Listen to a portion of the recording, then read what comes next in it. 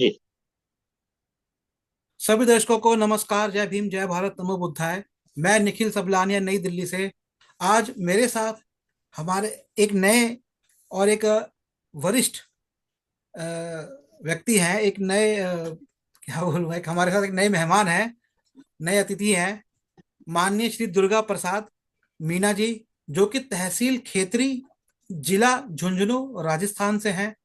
और ये state secretary, प्रदेश के सचिव हैं राजस्थान के, अम्बेडकराइट पार्टी ऑफ इंडिया। इस पार्टी के जो प्रदेश अध्यक्ष हैं, माननीय श्री हिंगूनिया जी, दशरथ हिंगूनिया जी, डॉक्टर दशरथ हिंगूनिया जी। उनके साथ भी मैंने अभी हाल ही में एक कार्यक्रम किया है, जो आप हमारे चैनल पर देख सकते हैं। तो सर, आपका भी बहुत बहुत स्वागत है, माननीय दुर्गा प्रसाद मीना जी, कि आप हमारे चैनल पर आए, और जिससे कि हम आपके क्षेत्र के बारे में, आपके बारे में और आपकी पार्टी के बारे में और जानेंगे। तो सबसे पहले तो आप दर्शकों को कुछ अपने बारे में बताइए कि आप ने शिक्षा क्या ली, आपने क्या प्रोफेशनली क्या रहे, और फिर इस पार्टी के साथ कैसे जुड़े। सबसे पहले तो मैं शुभलानी जी, आपका और आपके चैनल का और आपके दर्शकों का जय जोहार, जय भीम बोल के स्वागत करता जी, हूँ। जय जोहार, जय भीम। मैं दुर्गा प्रसाद मैं दुर्गा प्रसाद मीना, गांव दलेलपुरा, तहसील खेतरी, जिला झुंझुनू से हूँ। मेरी शिक्षा स्नातक है, ग्रेजुएशन किया हुआ है। मैं 85 से बैंक में कार्यरत था, state bank of Bikaner and Jaipur में। और उसके बाद में बैंक छोड़ने के बाद में मैंने अंबेडकर पार्टी ऑफ इंडिया को दो 2019 में ज्वाइन किया था। तभी अक्टूबर के अंदर झुंझुनू जिले में उपचुनाव हुए थे, मंडावा विधानसभा क्षेत्र से। तो पार्टी ने मुझे जिला अध्यक्ष बनाने के साथ साथ में विधानसभा का उपचुनाव लड़ने के लिए आदेश दिया। मैंने उसमें पार्टिसिपेट किया, पार्टी का इंट्रोड्यूस किया और चुनाव लड़ा था। पार्टी उस टाइम उपचुनाव में चौथे स्थान पे आई थी। इसके बाद में मुझे पार्टी का प्रदेश सचिव बनाया गया। और 2025-24 का जो लोकसभा चुनाव है, मैंने 2024 का लोकसभा चुनाव झुंझुनू लोकसभा से लड़ा है। इसके साथ साथ इस पार्टी में मेरे चचेरे भाई ने भी सीकर लोकसभा क्षेत्र से 2024 में पार्टी से चुनाव लड़ा है। हमारे को यहाँ जिला झुंझुनू में शेखावाटी क्षेत्र जिसको बोलते हैं, इस क्षेत्र में एसटी के कैंडिडेट को कोई भी पार्टी टिकट नहीं देती है। जिसका कारण है कि यहाँ हमारे एसटी की जनसंख्या बहुत कम है।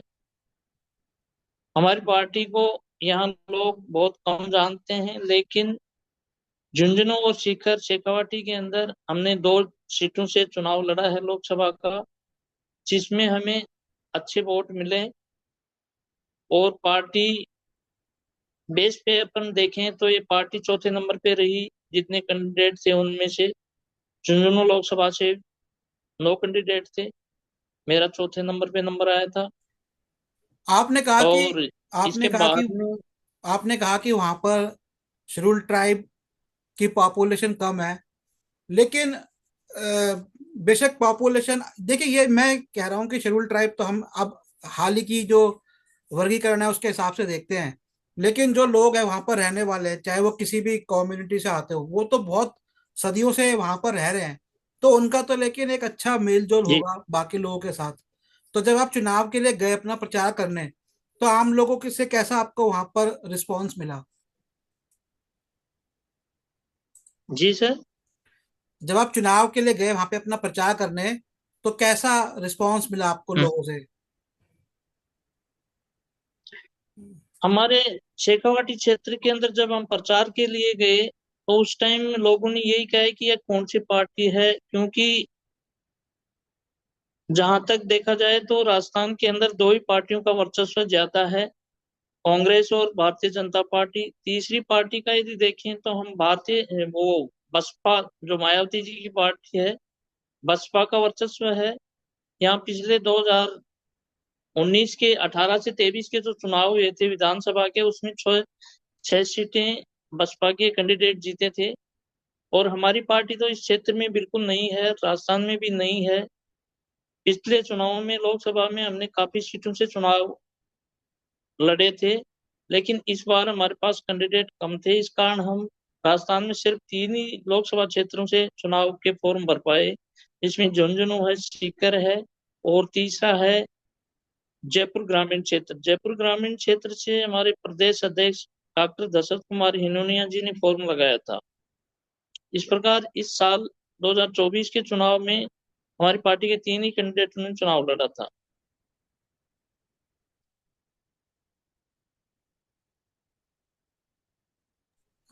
आपको प्रत्याशी नहीं मिल पाया, ये क्या कारण रहा? इसका कारण क्या रहा? आपकी तरफ से रहा या प्रत्याशियों की तरफ से रहा, या कोई लीगल कारण रहा इसका?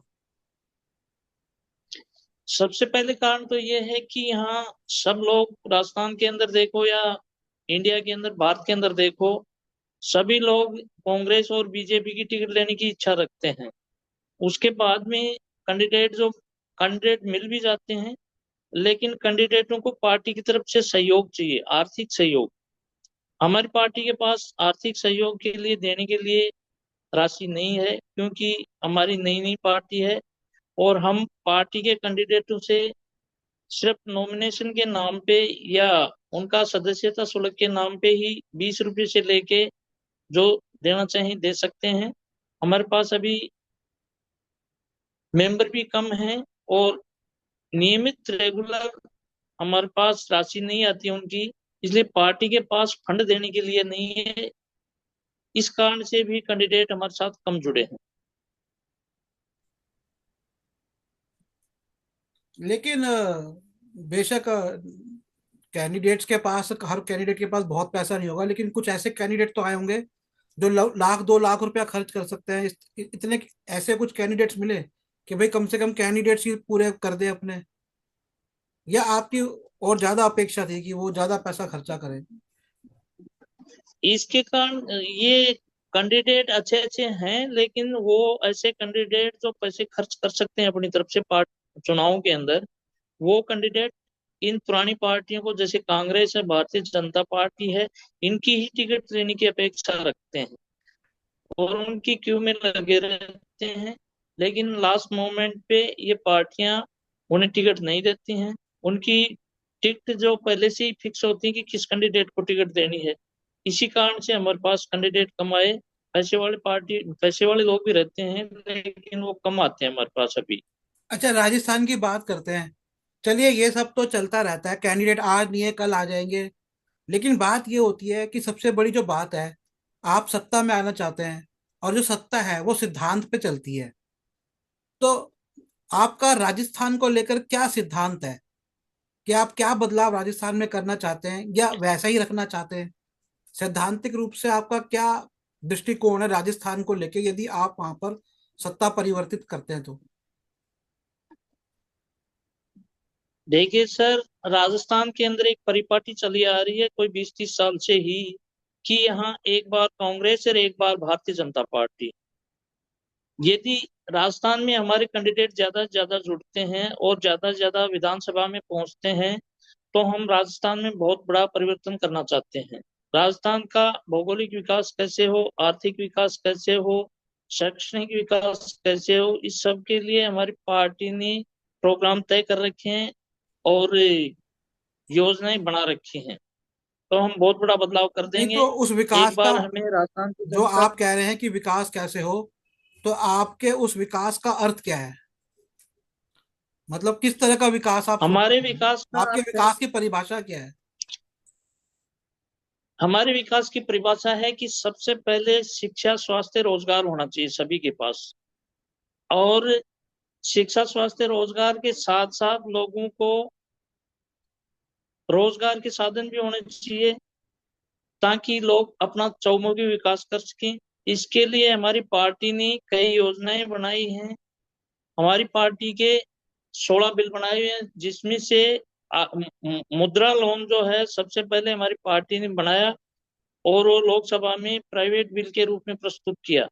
उस बिल के रूप में सरकार ने, वर्तमान सरकार ने इसको लागू किया, जिसके कारण बहुत सारे लोगों को रोजगार मिला है।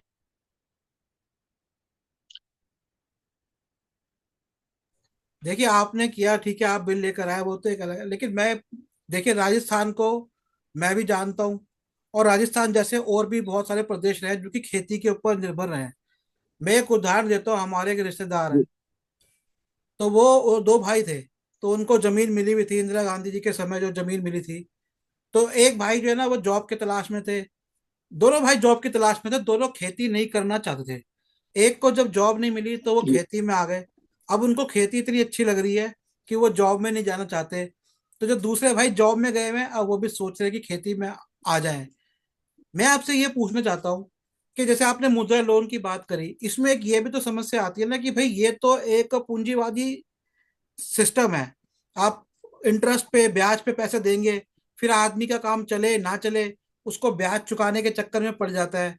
लेकिन जो परंपरागत काम है राजस्थान के, या परंपरागत जो कार्य क्षेत्र रहे, वो तो आज सारे तबाह हो गए ना। जैसे लेदर की इंडस्ट्री राजस्थान की, कपड़ा की इंडस्ट्री पुरानी राजस्थान की। तो पारंपरिक उद्योगों के ऊपर क्या आप लोगों ने विचार विमर्श किया है? खाली पैसा देंगे, वो तो पैसे से तो नहीं होगा ना। दूसरा ये, आज की डेट के अंदर हर चीज की जो मैन्युफैक्चरिंग है वो बड़ी बड़ी कंपनी बना रही है। मेरे को अगर बिस्कुट की बेकरी लगानी है तो मैं नहीं बेच सकता। आप मुझे पैसे दे रहे हैं, मैं कैसे बेचूंगा? क्योंकि पार्ले, या अभी तो अमूल भी बिस्कुट में आ गया, या और बड़ी कंपनी ब्रिटानिया आके 10-10 रुपए में, 5-5 रुपए में अगर बिस्कुट बेचेंगे, मेरा कौन बिस्कुट खरीदेगा? मेरा कौन बेकरी से सामान खरीदेगा? मान लीजिए मैं कुछ भी बनाऊं, अगर मैं कुम्हार हूं, मैं मटकी के बर्तन बनाता हूँ, लेकिन प्लास्टिक के बर्तन बिक रहे हैं, सस्ते बिक रहे हैं, कौन खरीदेगा उनको अगर आप लोन भी दिलवाए तो? तो ये जो आर्थिक एक पहले की जो सिस्टम बना हुआ था, ये जो सिस्टम तोड़ा जा रहा है। लेकिन इसको तोड़ने के बाद इससे पूरा परिवार भी विखंडित हो रहा है, परिवार जाके सब काम करने बैठ रहे हैं। तो जो पारंपरिक काम धंधे हैं उनके ऊपर भी कुछ सोचा आपकी पार्टी ने कि उन पे क्या काम करेंगे, या सिर्फ पूंजीपति और औद्योगिकीकरण की तरफ जाएंगे? देखिए सर, राजस्थान एक बहुत बड़ा भूभाग क्षेत्र है, और 60% लोग राजस्थान में कृषि का कार्य ही करते हैं। हम कृषि के लिए राजस्थान के अंदर और पूरे भारत के अंदर नदियों को जोड़ने की हमारी पार्टी की योजनाएं हैं। नदियों को जोड़ते हैं तो राजस्थान का भूभाग लंबा चौड़ा है, इसके अंदर खेती से 60% जनता को रोजगार मिलेंगे। इसके अलावा बैंकों से लोन दिए जाते हैं, तो बैंकों से लोन दिए जाते हैं तो एमएसएमपी जो एमएसएमई जो है स्कीम है, उसके अंदर भी बड़े बड़े लोन दिए जाते हैं। मुद्रा लोन है। इनको बैंकों में बैठे अदर कास्ट के लोग तो नहीं, लेकिन हमारे समाज के जो लोग बैंकों में बैठे हैं, इन योजनाओं के बारे में ग्रामीण क्षेत्र के शिक्षित लड़कों को बताएं और उनको प्रोसेस करने की प्रक्रिया समझाएं, तो लोग बैंकों से जुड़ के बहुत बड़ा लाभ ले सकते हैं। इसमें छोटे उद्योग, बड़े उद्योग तो नहीं, छोटे उद्योग, मझले उद्योगों को लागू कर सकते हैं। तो हमारी पार्टी की बेरोजगारों के लिए भत्ता देने की योजना है, रेगुलर भत्ता मिले जिसमें। और जो वृद्ध व्यक्ति हैं जिनको पेंशन नहीं मिलती है, जिनके कोई आर्थिक सहायता का कोई साधन नहीं है, ऐसे लोगों को भी हमारी पार्टी 4500 रुपये प्रति व्यक्ति कम से कम पेंशन देने की योजना बना रखी है। यदि राजस्थान में हमारी पार्टी या भारत में हमारी पार्टी के बहुमत आता है और केंद्र में पहुंचती है, तो हमारे राष्ट्रीय अध्यक्ष डी विजय मानकर सर ने भारत को 2047 तक 20 ट्रिलियन इकोनॉमिक बनाने की प्रोग्राम बना रखा है। राजस्थान का एक और विषय है कि वहाँ का जो समाज है वो, वैसे तो पूरे भारत का समाज विखंडित है, लेकिन राजस्थान में एक है कि सीधा आपसे कास्ट पूछते हैं, पहले आपसे जाति पूछते हैं। तो अब आप एक राजनीतिक पार्टी हैं, तो जाहिर सी बात है कि आपको सबका साथ तो चाहिए होगा। तो कुछ इस तरह का आपने प्रोग्राम शुरू किया? अभी तो 5 साल हो गए हैं, 6 साल हो गए आपकी पार्टी को, आपके ज्वाइन किए हुए, आपने ज्वाइन किया तो छठा साल चल रहा है, उससे पहले से पार्टी है। तो कोई सामाजिक कार्यक्रम जैसे बीएसपी ने शुरू किया था, भाईचारा कार्यक्रम था उनका कि सब अलग अलग समुदाय के लोग आके मिले, इस तरह का कुछ प्रयास हुआ आपकी पार्टी की तरफ से अब तक? देखो, अभी तक ये ऐसा प्रयास तो नहीं हुआ है, क्योंकि हमारे पास संसाधनों की बहुत कमी है पार्टी के पास। आज छोटे मोटे प्रोग्रामों में हमारी पार्टी के प्रदेश अध्यक्ष भी जाते हैं, मैं भी जाता हूँ। जैसे जयपुर में गोसी फाउंडेशन है, तो उसके अंदर हमारी पार्टी के प्रदेश अध्यक्ष जी जाते हैं, मैं भी एक आध बार गया हूँ। तो वहाँ समाज में ऐसे परिवर्तन करने के लिए प्रयास किए जा रहे हैं।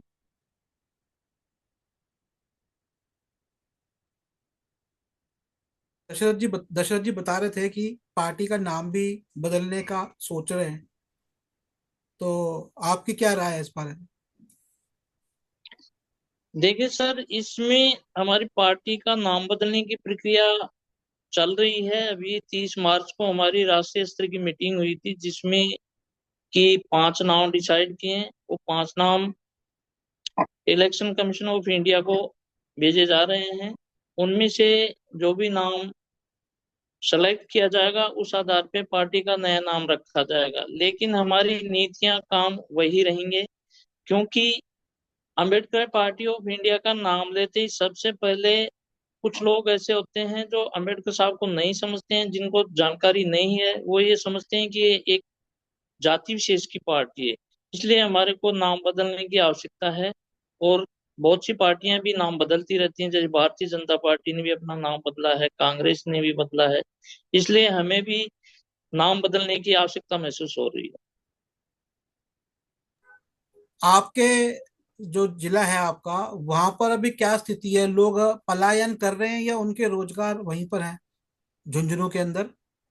झुंझुनू में तो एक हब भी रहा है ना, वीआईपी कंपनी के मालिक मेरे ख्याल से झुंझुनू से ही है, जो वीआईपी जो बनाते हैं सूटकेस। तो झुंझुनू का मतलब क्या स्थिति है? झुंझुनू से लोग अभी पलायन कर रहे हैं या वहीं पर उनको काम मिल जाता है, मतलब उनके जो अपने भी स्वरोजगार है या पुराने पारंपरिक काम है? देखिए सर, हमारा झुंझुनू जिले में क्या है कि सबसे पहले तो यहाँ के रंगरूप प्रसिद्ध हैं। झुंझुनू जिले के भारतीय फौज के अंदर तीनों सेनाओं में ही बहुत अच्छी मात्रा में हमारे जवान हैं, कार्यरत हैं और सेवानिवृत्त भी हैं। आजकल भारतीय जनता पार्टी ने अग्निवीर चलाकर इस रोजगार को किसानों से छीन लिया है, आम आदमी से छीन लिया है। हमारे क्षेत्र में लोग फौज में जाना बहुत ज्यादा पसंद करते हैं। तो इस रोजगार को तो भारतीय जनता पार्टी ने एक तरह से खत्म कर दिया है। लोगों की उम्मीदें, फौज के प्रति बहुत ज्यादा लगाव था, ज्यादा उम्मीदें थी, लेकिन इसको खत्म कर दिया है।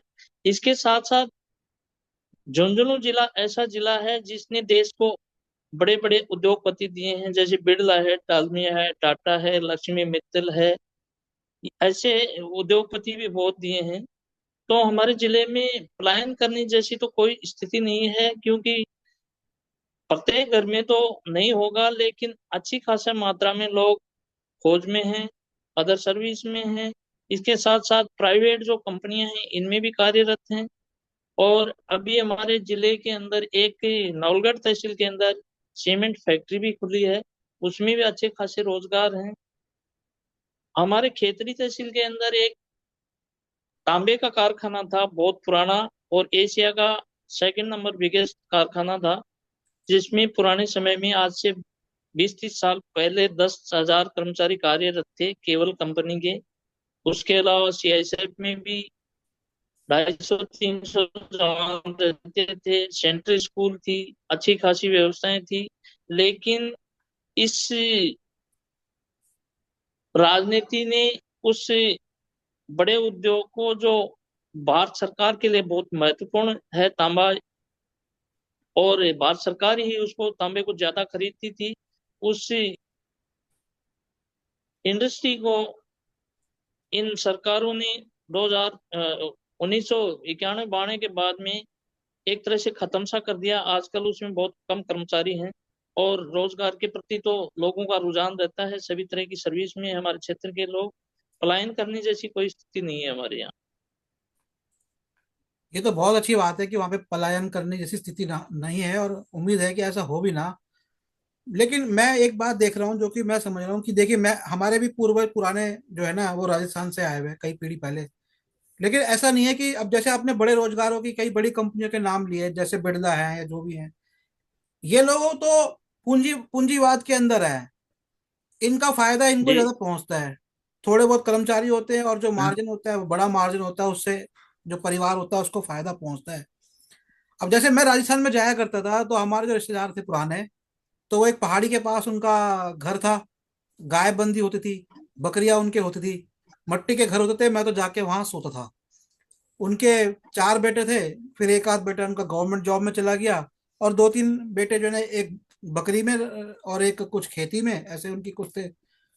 पर कभी भी ना उनको कुछ खाने पीने की बाकी चीजों की कभी कोई कमी किसी चीज की थी नहीं। घी वगैरह निकालते थे, वो थोड़ा बेच देते थे। तो मेरा ये कहने का मतलब है कि जो एक पारंपरिक सिस्टम जो बना हुआ था और जो प्रकृति से भी जुड़ा हुआ था, अब ये सिस्टम तोड़ के पूंजीवाद को जो लेके आया जा रहा है, इस पर आपकी क्या राय है? आप तो खुद बैंक से रहे, आपको पता है कि बैंक से लोन दिया जाता है। आदमी ना चुका पाए कई बार उसे चीजें कोलेटरल गिरवी भी रख लेते हैं चीजों को।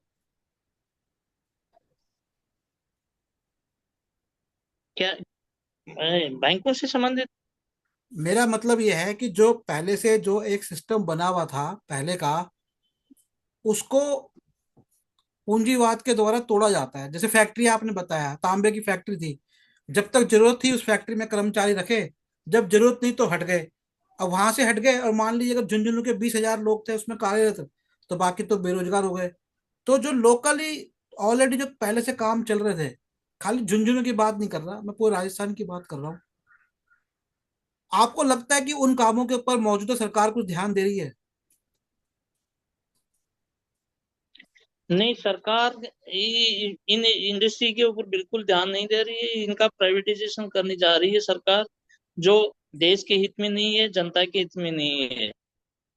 और उद्योग धंधों में भी क्या है कि प्राइवेट उद्योग धंधों में हमारे जैसे कि SC ST के लोगों को बहुत कम लिया जाता है, लिए भी लिया जाता है तो उनको जल्दी हटा दिया जाता है। तो हमारी पार्टी का क्या है कि प्राइवेट इंडस्ट्री के अंदर SC ST OBC माइनॉरिटी का आरक्षण हो, इस तरह का बिल हमने बना के पार्टी ने तैयार कर रखा है। यदि केंद्र में अंबेडकर पार्टी ऑफ इंडिया के नहीं, आरक्षण तो राष्ट्रीय तब होगा अध्यक्ष ना फायदा जब सरकारी नौकरियां बढ़ेंगी। एक बात बताइए, सरकारी नौकरियां तो तब बढ़ेगी ना जब सरकार कुछ काम करेगी। इंडस्ट्रियलाइजेशन आ रहा है, आर्टिफिशियल इंटेलिजेंसी आ रहा है, हर काम जब मशीनों से ऑटोमेटिक होगा तो नौकरियां आप कैसे निकाल पाएंगे? सर, ये वर्तमान सरकार जो है भारतीय जनता पार्टी, इसकी नीतियां आम जनता को रोजगार देना, आम जनता की शिक्षा स्वास्थ्य की व्यवस्था करना, ये नहीं है। हमारी अंबेडकर पार्टी ऑफ इंडिया के राष्ट्रीय अध्यक्ष यदि लोकसभा में पहुंच जाते हैं तो हमारी जो पार्टी की नीतियां हैं उनको लागू करवाएंगे। चाहे भले ही से अंबेडकर पार्टी ऑफ इंडिया का प्रधानमंत्री न बने, लेकिन हमारी नीतियां इस तरह की हैं कि उनको लागू करना पड़ेगा। जैसे कि अंबेडकर पार्टी ऑफ इंडिया ने 16 बिल बनाए हैं। 16 बिलों में 10 बिल तो जो इलेक्शन सिस्टम है हमारा, उसको ठीक करने के लिए है। इसके अलावा 6 बिल ऐसे हैं जिसके अंदर जनता को रोजगार देना, रोजगार के अवसर पैदा करना, शिक्षा स्वास्थ्य के साथ साथ हर एक आदमी का जो लिविंग स्टैंडर्ड है वो उच्च हो, इस तरह की व्यवस्थाएं करना, ये सब हमारी पार्टी के द्वारा योजनाएं बनाई जा चुकी हैं। अभी जो मेरे को कुछ पता लगता है राजस्थान में, जो हमारे रिश्तेदार है उनसे मेरे को पता लगता है कि एक समस्या है राजस्थान में, मोटे ब्याज के ऊपर लोगों को पैसा दिया जा रहा है और पूरा ब्याज का सिस्टम चल रहा है। और जो माइक्रो फाइनेंस कंपनियां भी बहुत सारा ज्यादा काम कर रही है। तो इसके बारे में क्या कहना है आपका? सर, ब्याज पे, मोटी रकम पे ब्याज लेना और इनके सूदखोरों के चक्कर में हमारे लोग फंस जाते हैं। ये उनका बहुत शोषण करते हैं। मैंने बैंक में रहते हुए कई लोगों को सरकारी योजनाओं के द्वारा लाभ पहुंचाने के लिए उनको समझाया। कई कर्मचारियों को, बहुत सारे कर्मचारियों को आजकल शिक्षा लोन और कंज्यूमर लोन, कई तरह के लोन बैंकों से दिए जाते हैं। तो इस तरह के लोनों में हमारे SC ST OBC माइनॉरिटी के लोगों को नहीं फंसना चाहिए।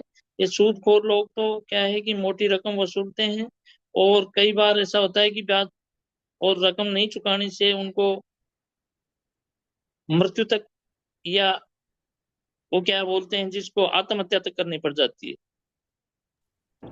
तो ऐसे लोनों से बचना चाहिए, ज्यादा अभी से ज्यादा सरकारी लोन लेने चाहिए। हाल ही में सर एक घटना घटी है पहलगांव में। तो ये पहलगाम में जो जी सर। आतंकवादी घटना हुई है, तो अब ये अंदाजा ये लग रहा है कि भारत जो है ना वो पाकिस्तान पे सीधे जाकर अटैक करे, युद्ध करे। तो आपकी क्या प्रतिक्रिया है इसके ऊपर? हमारी पार्टी की प्रतिक्रिया सर स्पष्ट है कि जहां पहलगांव के अंदर 2,000 यात्री थे, और 2,000 यात्रियों के लिए पहले फौज के अंडर रहता था वो एरिया, उसमें चाक चौबंद अच्छी तरह से रहती थी, वहां पखेरु भी पंख नहीं मार सकता था।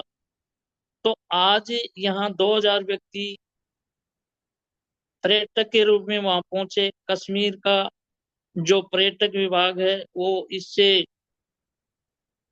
आय प्राप्त कर रहा था। लोगों के अंदर कश्मीर घूमने की इच्छा थी। बहुत सारे लोग, 2,000 की मात्रा में लोग वहां पहुंचे। कश्मीर का हालात अच्छे थे, वहां के लोगों को रोजगार मिल रहा था। तो ये सब बातें विदेशी ताकतों को अच्छी नहीं लगती हैं, और इसमें सरकार का इंटेलिजेंसी का पूर्ण रूप से फेलियर है। ये जानबूझकर करवाया गया प्रोग्राम है। अभी बिहार में चुनाव होने हैं। कल बिहार में जो है प्रधानमंत्री जी, वो चीख चीख के बोल रहे थे कि देखो पाकिस्तान ने ये कर दिया। तो 56 इंच का सीना कहाँ गया इनका? ये पहले कांग्रेस के ऊपर आरोप लगाते थे, आज भी कबर खोदते हैं। तो इनकी फेल्यूर है। इन्होंने वहां से पूर्ण रूप से सुरक्षा बल हटा लिए थे। CRPF की भी टुकड़ियां वहां नहीं थी, एक भी गार्ड नहीं था वहां। तो ऐसी हालात में कोई भी विदेशी ताकत है वो हमारे ऊपर अटैक करेगी, ये तो पूर्ण रूप से है। ये सेकंड पुलवामा है सर। जी। अभी राजस्थान का कुछ जनसंख्या के बारे में दर्शकों को बताएंगे जो राजस्थान के बाहर के लोग हैं, कि वहाँ क्या जनसंख्या है और क्या अनुपात में है, कितनी जनसंख्या राजस्थान में सर है? जनसंख्या करीब 6 करोड़ से ऊपर की है, प्लस है। और जनसंख्या का ये दोबारा इन्होंने जनसंख्या गणना करवाई नहीं है। हमारी पार्टी की राष्ट्रीय जनगणना करवाने के लिए बिल बनाया हुआ है। इस बिल को आने के बाद में ही ये कांग्रेस पार्टी, बिहार में नीतीश सरकार ये चिल्लाने लगे हैं कि भाई जनसंख्या वो गणना करवाई जाए। इनका तो कोई एजेंडा ही नहीं है कि जनसंख्या गणना करवाई जाए। यदि जनसंख्या गणना करवाएंगे तो उसी हिसाब से देश के विकास के लिए योजनाएं बनानी पड़ेंगी, शिक्षा स्वास्थ्य का व्यवस्था करनी पड़ेगी। तो ये वर्तमान सरकार ऐसा नहीं चाहती है कि जनसंख्या का पता चले, और जनसंख्या के बारे में वास्तविकता की जो तैयारी है वो की जा सके। राजस्थान में क्या अनुपात है जनसंख्या का, कुछ बताएंगे? आपके हिसाब से अभी क्या है? गणना तो नहीं हुई है पर फिर भी एक हिसाब तो होता ही है। जनसंख्या के हिसाब से देखें तो झुंझुनू जिले में भी महिला और पुरुषों का अनुपात है 900 और 1,000 का है। यहाँ लड़कियों की संख्या काफी कम है, क्योंकि झुंझुनू जिले के अंदर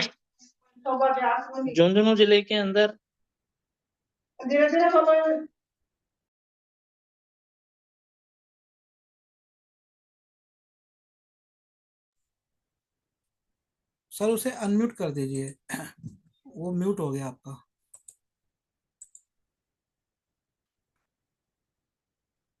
सर बहुत अच्छा अच्छा। हाँ सर। जी। हाँ, तो यहाँ शिक्षा का स्तर राजस्थान के बजाय अच्छा है। लड़कियों की शिक्षा ज्यादा है यहाँ, पुरुषों की भी अच्छी है। तो जनसंख्या अनुपात में लड़कियों की संख्या कम हुई है। और जातिगत किस तरह से पॉपुलेशन है वहां पर? जातिगत देखें तो इसमें झुंझुनू जिले में सबसे ज्यादा तो जाटों की संख्या है, उसके बाद में SC की है, उसके बाद में मुस्लिम है, और उसके बाद में धीरे धीरे मतलब अदर जातियों की भी है।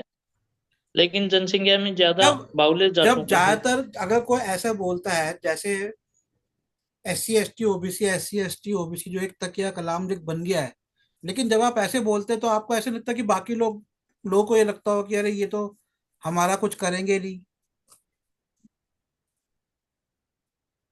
नहीं, ऐसे तो झुंझुनू जिले में इस तरह की बातें तो नहीं होती हैं। नहीं, पर आप जब बोलते हैं अपने मुंह से SC ST OBC, जो कि ज्यादातर जो लीडर्स हाँ, होते हैं पॉलिटिकल पार्टी जो ये डॉक्टर अंबेडकर जी वो तो के मिशन प्रतिक्रिया, से जुड़े होते हैं, हाँ प्रतिक्रिया तो आती है सर।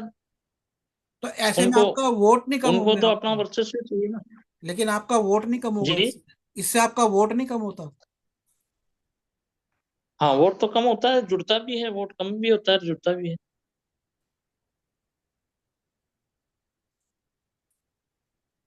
अगर आपसे जुड़ना हो झुंझुनू के क्षेत्र के लोगों को, तो कैसे जुड़ेंगे आप?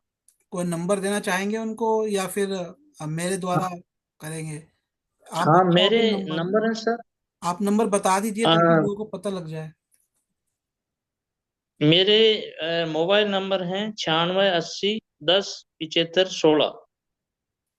और हमारे जिले के अंदर पार्टी की सभी विधानसभा क्षेत्रों में ग्रुप बना रखे हैं, उनके अंदर जाके भी ज्वाइन कर सकते हैं। फेसबुक के ऊपर भी आप झुंझुनू एपीआई के नाम से ज्वाइन कर सकते अब आपकी अगली मीटिंग, कोई कार्यक्रम करने जा रहे हैं आप हैं। 2025 में? हाँ, 2025 में हमारी हमें अभी क्या है कि पार्टी का नाम चेंज होके आ जाता है, उसके बाद में हम मीटिंग करेंगे। जी।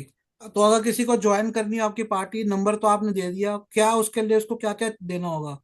कोई डॉक्यूमेंट्स वगैरह देने होंगे? डॉक्यूमेंट देने की जरूरत नहीं है, या तो आधार कार्ड भेज दे बहुत साइड एपीआई झुंझुनू के नाम से या मेरे नंबर पे, या कुटुंब ऐप पे हमारी पार्टी का ग्रुप बना हुआ है, कुटुंब ऐप पे जाके एपीआई राजस्थान के नाम से ज्वाइन कर सकते हैं। बीजेपी और बीजेपी के कुछ घटक दल भारत को हिंदू राष्ट्र बनाना चाहते हैं, इस पे आपकी क्या प्रतिक्रिया है?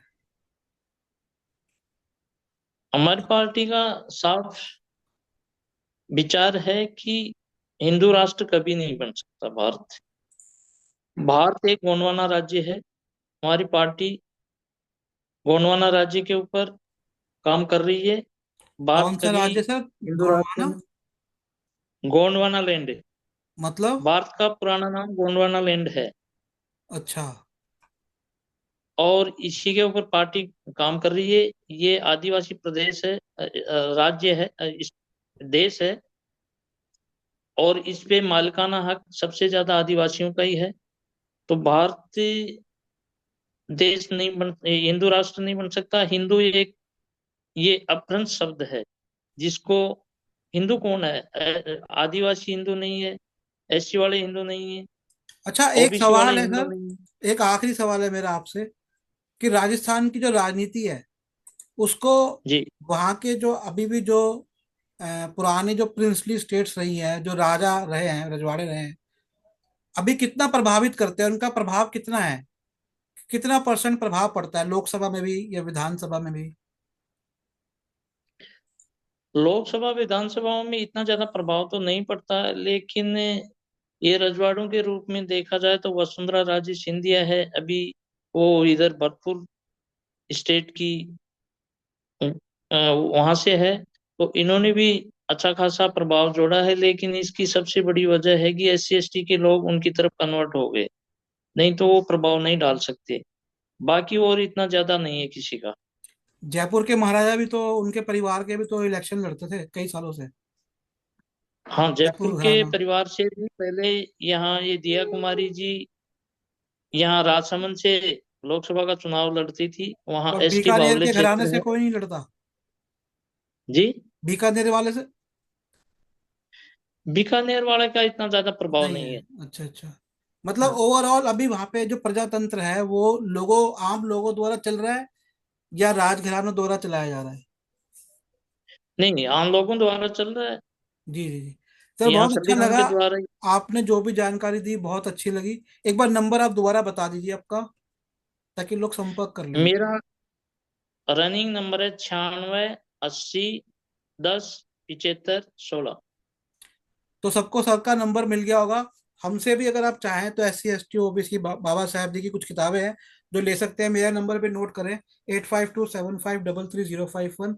और एक और नंबर है, ये है 8527533051। एक और नंबर है 8851188170। हमारी पुस्तकों की वेबसाइट है NSPmart.com, उस पर जाएं और मुझे एक बार व्हाट्सएप पर मैसेज जरूर भेजें, ताकि नंबर नाम भी मेरा सेव करके रखें, ताकि मैं आपको और भी आगे अपने वीडियोस के अपडेट भेजता रहूं। तो ये थे हमारे साथ झुंझुनू से दुर्गा प्रसाद मीणा जी। सर, आपका बहुत बहुत धन्यवाद कार्यक्रम में आने के लिए। जय भीम, जय भारत, जय जोहर। Thank you sir.